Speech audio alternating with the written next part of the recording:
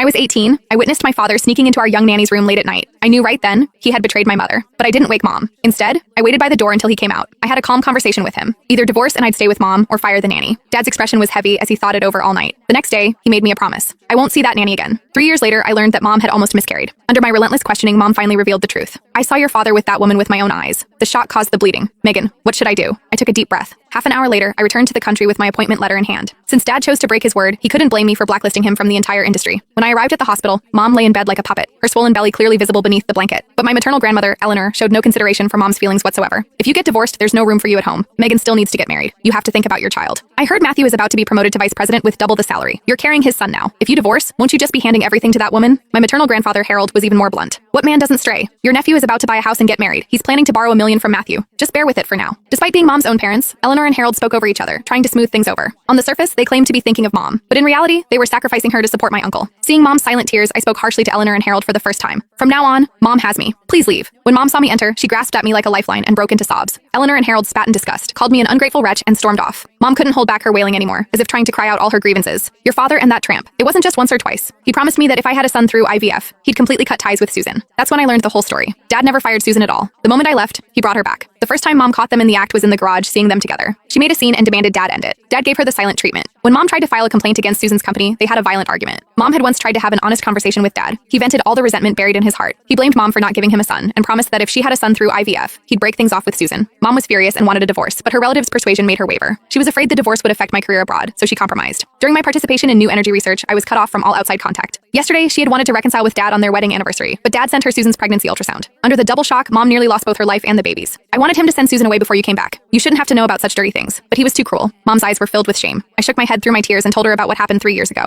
Mom was shocked, both moved and remorseful. This is my fault for making you bear so much. I comforted her. Don't worry, Mom. I'll handle everything. Dad was in the VIP room upstairs because Susan had stomach pains, scared by what happened with Mom. When he saw me arrive, Dad set down his cake spoon, a flash of embarrassment crossing his face. I confronted him. Dad, what did you promise me? You taught me since childhood to keep my word. A bouquet was thrown at my feet as Dad roared at me. I'm your father. Show some respect. Don't think that just because you got some worthless diploma from a no-name foreign university, you've grown wings. Susan is carrying my child now. You and your mother better behave or you'll both get nothing. He protectively held the pretending to be pitiful Susan in his arms. I just sneered. Who cared about his pocket change? The money in my account could literally bury this pair of cheating scum if I withdrew it all. But seeing Susan's slightly protruding belly, my anger deflated like a punctured balloon. I spoke calmly. I will pursue your marital infidelity to the end. Just wait to leave with nothing. Dad thought I was just making empty threats. Without hesitation, he raised his hand. Just as he was about to strike, I dodged. It seemed Dad wasn't even pretending anymore. Good. That meant I didn't need to hold back either. 3 years ago, I had submitted an application to use my achievements to exchange for an opportunity to join Dad's company, to help Dad fulfill his lifelong dream. I never expected that his promotion would give him the confidence to abandon his wife and daughter. Dad didn't know that I was his new boss. The higher Dad climbed now, the harder I'd make him fall.